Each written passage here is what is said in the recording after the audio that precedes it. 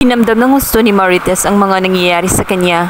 Samantalang itong si Lena ay wala pa ring tigil sa kakakadwa. Sinisisi pa ang lahat nito kay Marites. Sinabi nito na siya umano ang naging dahilan kung bakit halos lahat ng kanyang mga anak ay nagiging kriminal. Isa umano siyang pabayang ina. Samantalang sinagot naman siya at sinupalpal nitong si Marites na wala siyang karapatan at pwede ba kung manahimik na lamang siya kung wala siyang magandang sasabihin, sapagkat hindi niya pwedeng husgahan ang pagiging ina niya sapagkat wala siyang kinalaman kung ano ang mga dinanas nitong si Marites sa pagiging ina niya. Bida-bida talaga itong si Lena. Lahat na lang ay mayroon siyang komento. Samantalang siya naman talaga ang punot dulo, ang nagsisimula ng gulo ng pamilya ng mga dimagiba. Sa pagpasok niya, inawasak nga ang pamilya nitong si Marites. Naroon na ngang nagtiis siya sa isang bubong kung saan kasama pa ang kabit. Napakasakit sa kay Marites yon, ngunit wala siyang magawa dahil sa mahal niya ang kanyang pamilya at ayaw niya na magkawatak-watak. Wala siyang choice. Tiniis niya.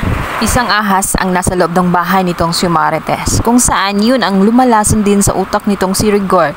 Ito ang dahilan kung bakit tuluyang nagagalit si Rigor dito kay Marites dahil sa kung ano-ano pinagsasabi nitong si Lena.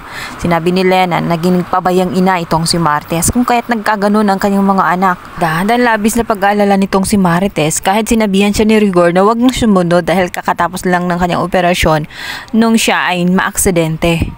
Subalit pumunta pa rin siya sa naturang kulungan upang dalawin ang kanyang anak na si Santino. Naniniwala siya na walang kasalanan nitong si Santino at napagbintangan lamang siya. Nakita niya at alam niya kung paano niya pinalaki ang kanyang anak na si Santino. Mabait ito kaya't imposibleng gumawa ito ng ganoong karahas na krimen. Sa kabilang banda, mapupunta naman sa crime scene itong si Anika. Dito'y magugulat siya dahil patay na nga ang kanilang coach. At ang pinagbibintangan nga ng lahat ay walang iba kundi itong si Santino. Dahil si Santino umano ang huling kausap ng coach at doon nga na nagtalo sila. Narinig ng lahat kung paano nga daw ito magbatuhan ng mga salita.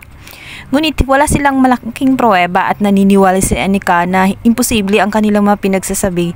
Hindi kayang gawin ni Santino ang mga ganoong bagay kahit galit siya dahil alam niya kung gaano humanga itong si Santino sa kanyang coach. Kaya imposible ang mga bagay na iyon. Pinagbibintangan siya dahil ang totoo talaga ang may salarin ay ang anak ng may-ari, kung saan galit na galit ito sa coach na siyang humahawak sa pera, sakim sa pera at ayaw nga ibigay ni coach kahit na siya pa ang may-ari sapagkat siya naman ang pinagkikatiwalaan. Ito kasi ang anak ng may-ari kung kaya't hindi nagtitiwala ito dito sa kanya, kung kaya't naiinis ang anak ng may-ari dito sa coach.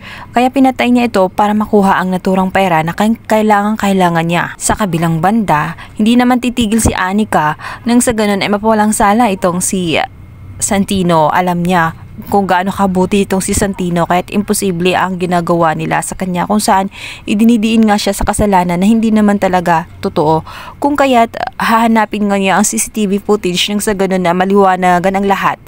Samantala, sa loob namang ng kulungan, sa labis na pag-alala at stress nga nitong si Marites ay dumudugo na nga ang sugat niya, sariwa pa ang sugat niya.